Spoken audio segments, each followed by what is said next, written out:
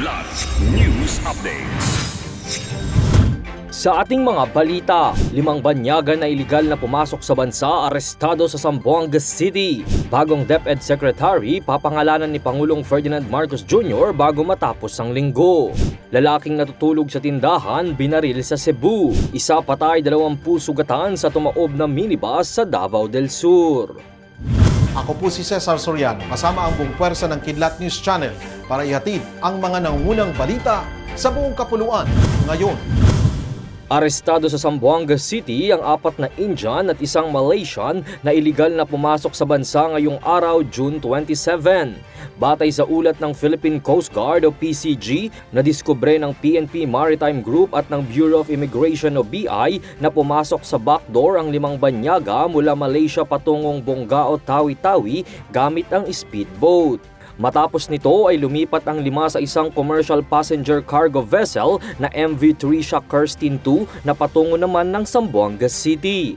Base sa verifikasyon ng BI Intelligence Unit, kabilang ang 4 na Indian sa watch list of blacklisted nationals noong 2004, 2016 at 2024. Kasalukuyang nasa kustodiya ng BI ang mga inaresto para sa proper disposition at inaasahang masasampahan ng mga ito ng kasong paglabag sa Section 37E ng Commonwealth Act No. 613 o ang Philippine Immigration Act. Magtatalaga ng bagong kalihim ng Department of Education o DepEd si Pangulong Ferdinand Marcos Jr. bago matapos ang linggo bilang kapalit ni Vice President Sara Duterte. Sa isang ambush interview ng reporters sa Malacanang, sinabi ni Marcos na hindi nagbigay ng dahilan si VP Sara kung bakit siya nagbitiw bilang DepEd Secretary. Ayon kay PBBM, hindi na niya pinilit ang Vice Presidente na magpaliwanag. Anya, mas mainam na matiyak na magiging maayos pa rin ang pamamalakad ng DepEd sa kabila ng pagbabago sa pamunuan nito. Dagdag ng Pangulo, humingi na rin siya ng mga posibleng pangalan na ia-appoint at sinisikap niyang makapili bago matapos ang linggo. Dead on the spot ang isang lalaki matapos siyang barilin sa ulo habang natutulog sa labas ng isang tindahan bandang alas 11 ng gabi nitong Miyerkules, June 26 sa Sitio Kawayanan, Barangay Lagtang, Talisay City, Cebu.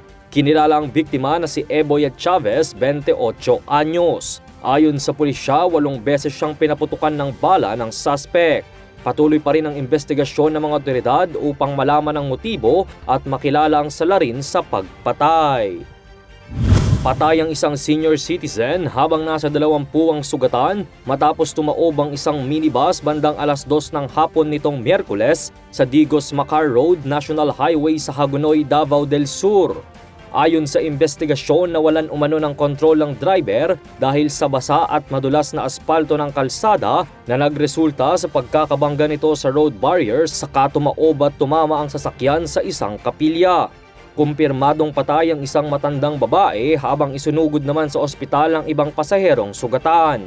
Hawak na ng PNP Hagonoy ang driver ng minibus na maaaring maharap sa kaso. Para sa Kidlat News Updates, ito si Jai Reyes, nag-uulat. At inyo pong natunghayan ang mga headlines sa nakalipas na mga oras.